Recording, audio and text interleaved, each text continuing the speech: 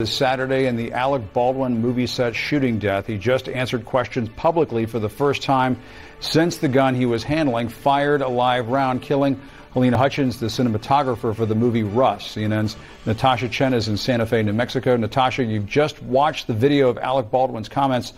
Show us what he said. Yeah, Jim, it was pretty tense. Baldwin stopped in Vermont to talk to paparazzi, taking a lot of time to answer their questions. The whole video is 4 minutes long, and we want to show you the entire thing. Here's what happened. Let's go. I will. What do you want to know? All right, Alec, what's the current state of what's going on with the case? I'm not allowed to make any comments because it's an ongoing investigation. I've been ordered by the Sheriff's Department in Santa Fe. I can't answer any questions about the investigation. I can't. Okay. It's an active investigation in terms of a woman dying. She was my friend. She was my friend. The day I arrived in Santa Fe to start shooting, I took her to dinner with Joel, the director. We were a very, very,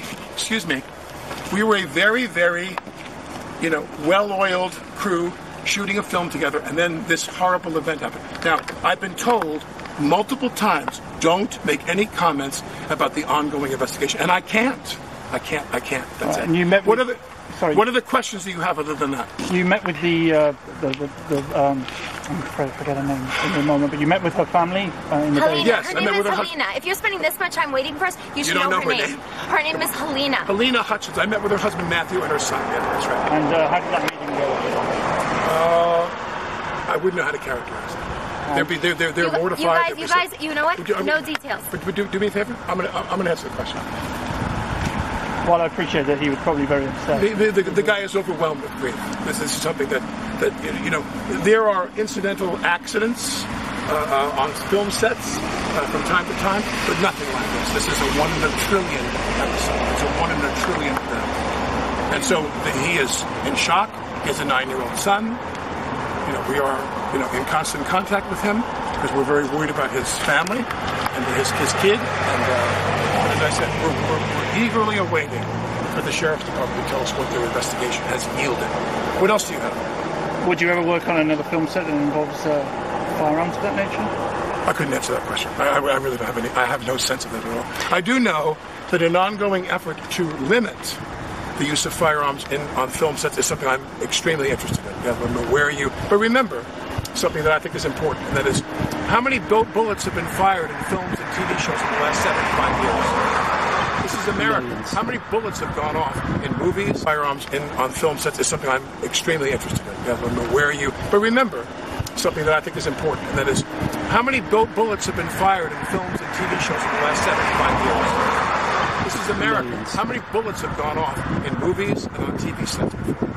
How many billions in the last 75 years? And nearly all of them without incident.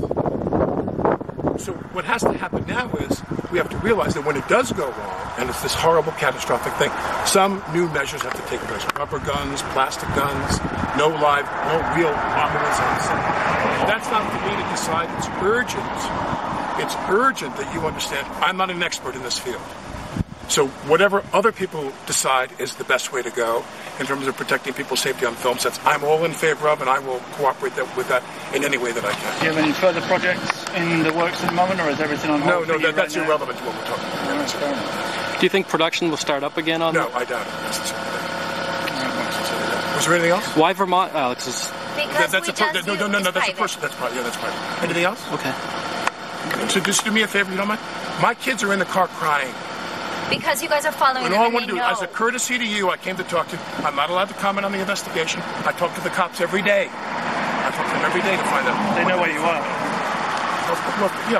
I'm cooperating with them, of course. So my point is that I'm just asking. We sat down as a courtesy now to talk to you. Now, please, would you just not follow us for the rest? Just leave us alone. Just go home. We gave you everything we could possibly give you. Okay? Thank you. Condolences. Thank you. Now turn it off. The woman that you see there standing close to Baldwin with her own cell phone out recording, that is his wife. And you can tell there that they seem to have stopped to talk to cameras because they were continuously followed throughout the weekend since this happened. And so obviously did seem very tense, but at the same time rather courteous. And he did spend the time to answer what questions he could. And you can tell he was very careful not to talk about the investigation, but did mention that he would be supportive of more stringent measures, perhaps, to rein in the type of weapons that are used on film sets, Jen.